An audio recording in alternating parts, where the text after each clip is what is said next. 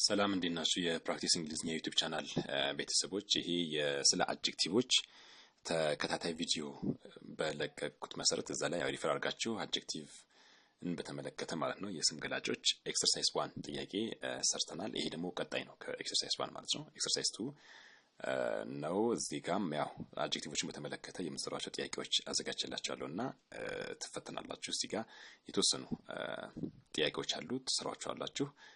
መልሱ ያው እንደወትሮ መጨረሻ አካባቢ ተሰጥቷል። ቪዲዮን ፖዝ ያደርጋችሁ ጥያቄዎችን ትሰሩና መልሱን ታያላችሁ ማለት ነው። ያው የመጀመሪያው ፓርት ይሄ ነው ጥያቄዎቹ ማለት ነው። ከ1 እስከ 7 ያሉት ትዕዛዙ ያው እዚህ ጋር እንደ ታነቡት ማለት ነው። አድጀክቲቮችን አይደንቲፋይ ማድረግ ነው። ከተሰጡት አረፍተ ነገሮች ውስጥ አድጀክቲቮችን አይደንቲፋይ ማድረግ ነው።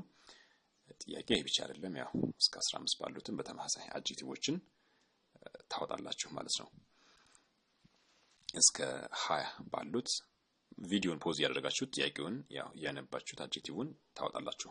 ወደ መልሱ ከመሄዳችን በፊት ግን ያው መጨረሳችሁን እርግጠኛ ሁኑ። መጨረሻ ያው ለእናንተ ታርሙታላችሁ። ማስተካከያም ካለው እንደገና ቪዲዮን ሪፈር ባክ ታረጉና ስለ አድጀክቲቭ የተሰጠውን ማለት ነው ማስተካከያዎችን ትሰራላችሁ ማለት ነው። መልሱ ይሄ ይመስላል።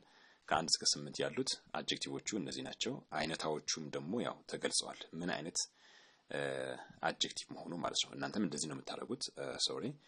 አድጀክቲቭን ብቻ ማውጣት ብቻ ሳይሆን አድጀክቲቭ ካወጣችሁ በኋላ ምን አይነት አድጀክቲቭ ነው የሚለውም ደግሞ ከፊት ለፊት እዚህ ጋር እንደሰራው ታስቀምጣላችሁ ማለት ነው።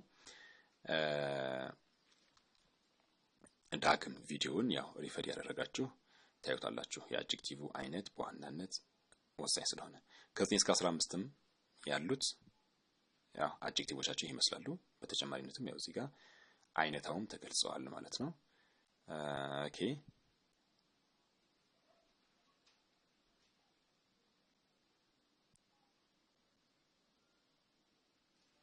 ታንክ ዩ ቬሪ ማች።